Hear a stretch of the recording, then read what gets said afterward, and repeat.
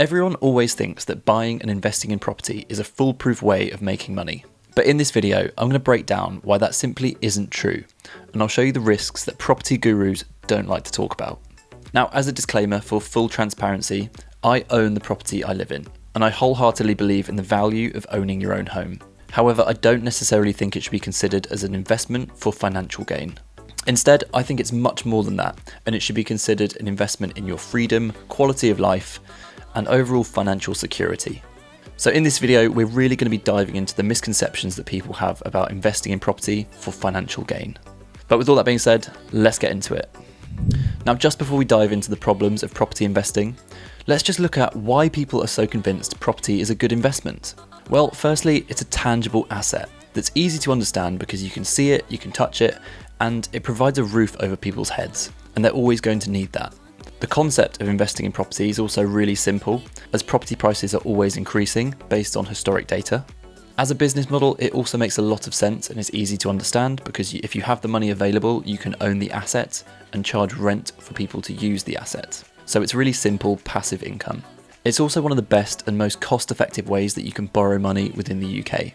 Interest rates on mortgages are generally far more competitive compared to business loans or personal loans from the bank. And assuming that property prices continue to go up, it's a great way to leverage your investment and increase your profits. Also, in living memory, property has always been one of those investments that's created a lot of millionaires and generational wealth. And there are so many property and real estate moguls around the world who've done incredibly well out of the asset class. Previous generations have also benefited massively from property, and it's managed to create a lot of financial security for them. And because of all of these reasons, you also hear pretty much everyone talk about how much of a great investment property is, from your grandparents to your parents, to someone that doesn't really know anything about investing. It's just one of those things that seems to be widely accepted. But the problem is, I just don't think it is quite what it seems. And there are a number of issues when it comes to investing in property that people just don't talk about. So let's dive into those reasons. Firstly, property is just not a good investment.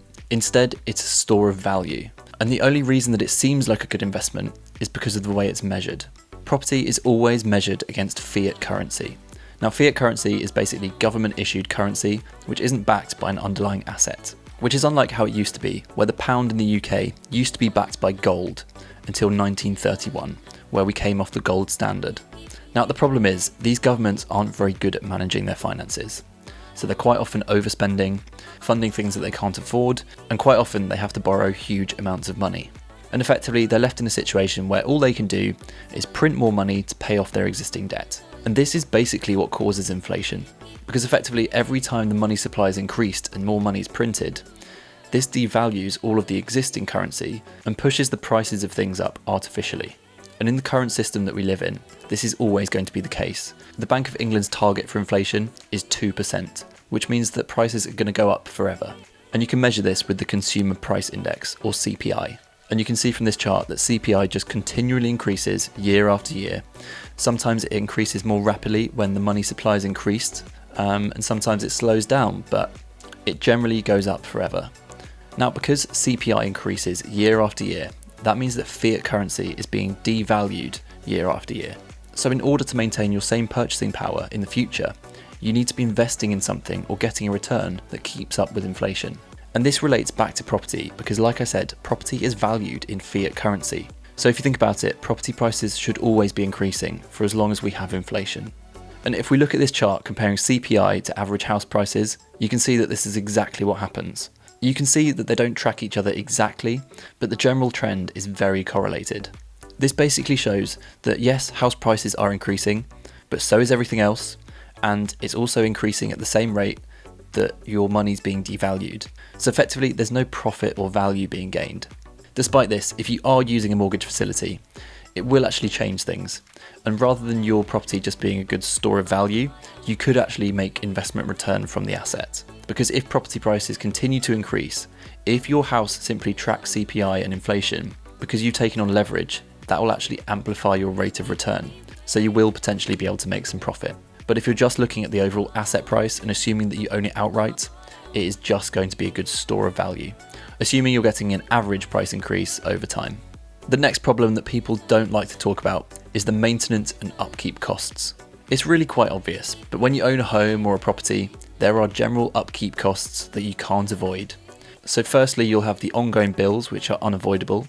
So that'll be things like council tax, energy, mortgage repayments plus interest if you have one. Then we have the standard maintenance costs that could crop up at any moment. For example, the roof might leak, the boiler could break, there could be faulty electrics which just degrade over time. But the fact is, no house or property is exempt from these sort of maintenance costs because they're not built to last forever, and so certain things will need to be replaced, which does come at a cost. And they say you could expect to pay around 1% of the total value of the property every single year in maintenance and upkeep costs. But if you own a rental property, this could be even worse depending on your tenants. So for example, student housing is notoriously bad for tenants leaving the property in a dire state, and the property owner or landlord has to pay to get things repaired, fixed, have the carpets replaced, and whatever else. This can be offset by taking a damage deposit from tenants, but it still takes time, and depending on the damage, it could cost more than the damage deposit. Now today's video sponsor is no one. I'm not actually making any money whatsoever on this channel at the moment, but if you do get value from the content, don't feel like you have to, but there are ways in which you can support me. First being is that you could buy one of my t-shirts. So we've got 3 different designs, all slightly different, and hopefully there'll be something that will appeal to you. You also can donate Bitcoin using the Lightning Network via the QR code that's on screen now. And honestly, don't feel like you have to, but any donations are greatly appreciated. And finally, you can check out some of the referral links down below in the description. These are links to products that I use and trust myself, but always do your own research before signing up to anything.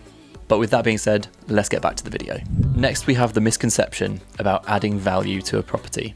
People love the idea of buying up a knackered old property, doing it up, adding value by renovating it and adding cosmetic changes, and then selling it on to turn a profit. But the problem is, a lot of cosmetics are completely subjective, and a lot of people don't really know what things do and don't add value. Just because you're willing to spend money on something doesn't mean that a future buyer will have that same appreciation. For example, this room I'm in right now, I could decide to spend £2,000 putting in a built-in wardrobe shelf unit. But then if I was to sell this house, the future buyer might want to turn this into a bedroom and put the bed there, so that is going to be a complete waste of money, and that expenditure will create no return on investment. Or alternatively, I could spend thousands of pounds doing up my kitchen and putting in really nice stone countertops. But again, future buyers might not appreciate that because they maybe don't like it cosmetically, or they simply just don't value stone countertops. So you have to be really careful when trying to add value to a property, and it really isn't as simple as people like to think it is. But that being said, I don't want you to think that it isn't possible to add value in this way. It's just more difficult than people like to think. And I think if you want to do it successfully, you have to really stay up to date with trends, have an eye for design, and understand use of space. Now that brings us on quite nicely to my next point, which is the costs of buying and selling a property. Flipping properties is not a cheap process. Every time you buy or sell a property in the UK, there are huge fees that you're going to have to pay. So there'll be solicitors' fees, costs of having a survey carried out, estate agent fees, moving costs, then you have stamp duty when buying a property, and then potentially capital gains tax when selling, if you own more than one property. But if you were to buy an average house and pay around £300,000, you could expect to pay around £5,000 to £10,000 in fees alone. And these costs will go up significantly when buying a property at a higher price point. So if we look at stamp duty just as an example, if you buy a property that's valued at over £575,000, anything over that amount, you'll be charged 10% when buying. Now, moving on from this point, the next thing that people never talk about properly are the discrete tax increases. When it comes to investing or owning a property, there are 6 main taxes that you might be exposed to. Firstly, you have council tax, which is an ongoing pay monthly charge, and the rate you pay depends on the value of the property and what area you live in. Then we have stamp duty, which is a tax incurred when buying a property.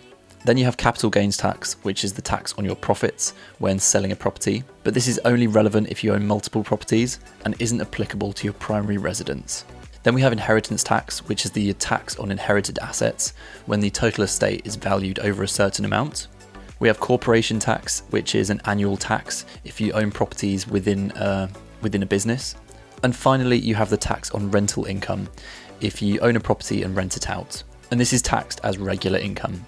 So all of these taxes have varied implications depending on your circumstances, but it's really important that you understand what the implications could be for you in your circumstances. But like I said before, the thing to really understand and get your head around is the discrete tax increases that exist. And these are implemented in a way that most people don't even realise that they're being taxed more. So with pretty much all of these taxes that I've mentioned before, there are generally tax-free thresholds for each of them and different tax bands depending on the value of the property, which will affect how much of these taxes you might pay. But these bands and thresholds don't move up at the same rate as inflation, which basically means over time, as house prices are increasing at the same rate as inflation, if these tax bands don't increase at the same rate, you're actually being taxed more on that same asset, even if it hasn't changed.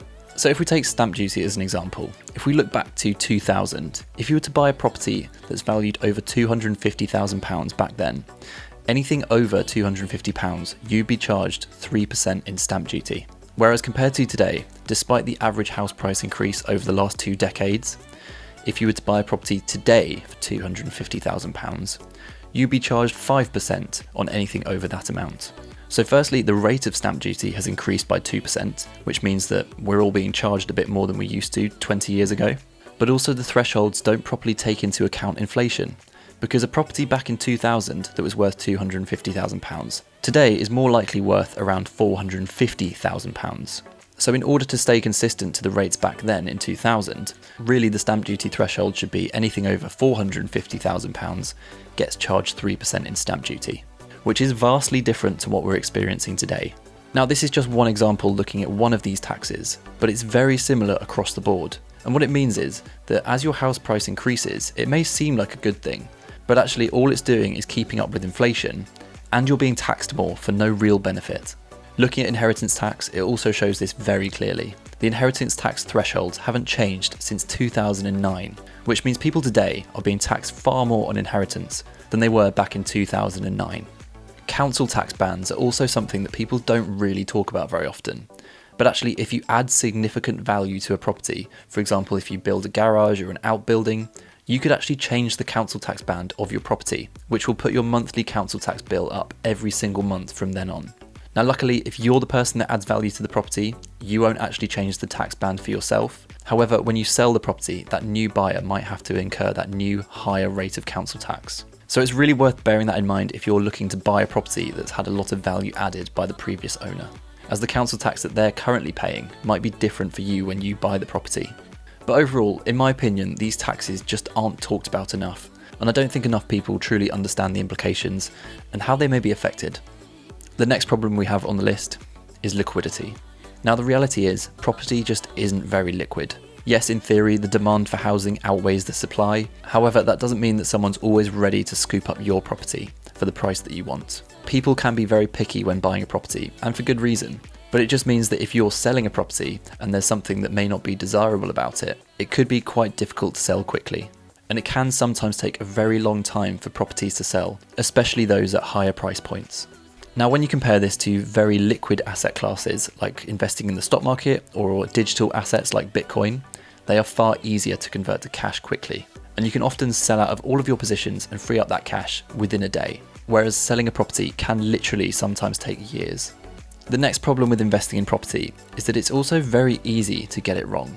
Although we looked at average house prices earlier, and we saw that trend going up with CPI, this is just an average, which means some properties will outperform this average, but also just as many will underperform the average.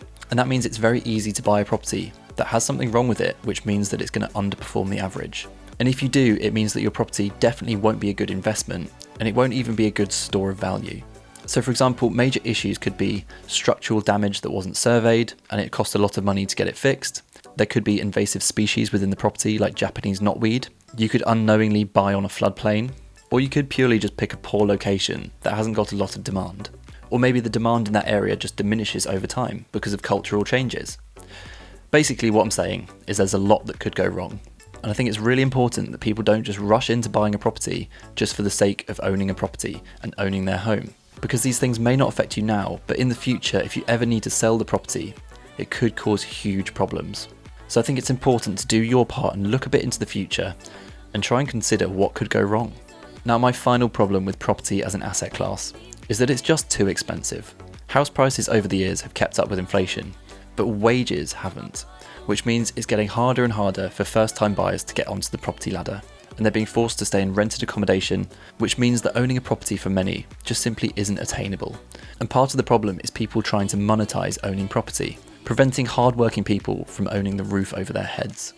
So those are the major problems that I see with the housing market, and I think this quite clearly outlines that even though people say property is a great investment, it really isn't as good as it seems. For these reasons, I don't think we're going to see a huge property boom like we did in previous decades. I generally think that property prices have peaked, but that doesn't mean that they're not going to carry on increasing at the same rate as inflation. Every element seems to be stacked up against property investors, and we're seeing a lot of buy-to-let owners actually trying to escape the market. This might be because of the hassle of owning a property and dealing with tenants, or it could be because of the increased taxes that we spoke about earlier, but also I think there's a growing demand for more liquid assets like stocks and Bitcoin. And the added benefit is that there are no upkeep costs or ongoing hassle.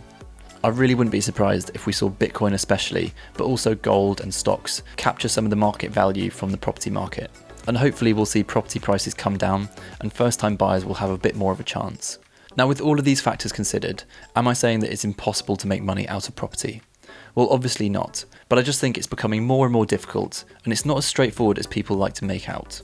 But I do think that this could be a good thing for society. Is it better for people not to be able to afford the home they live in and have to rent, whilst other people are owning property empires and earning passive income? Or is it better if more and more people just own the home that they live in? I know what I think, but there's a lot of factors involved and it's very difficult to predict what's going to happen. But there we have it, that covers everything for today, guys. If you made it this far, thank you so much for watching. If you enjoyed the video, please do me a favour and smash that like button down below. Let me know your thoughts and opinions down below in the comments. And if you are new around here, make sure to hit that subscribe button down below and click that bell so you stay up to date with all of my latest content. If you are interested in learning a bit more about Bitcoin and want to know how to buy your first Bitcoin, I'll leave a link on screen now to my video breaking down exactly how to do that. But with that being said, take it easy and enjoy the rest of your day.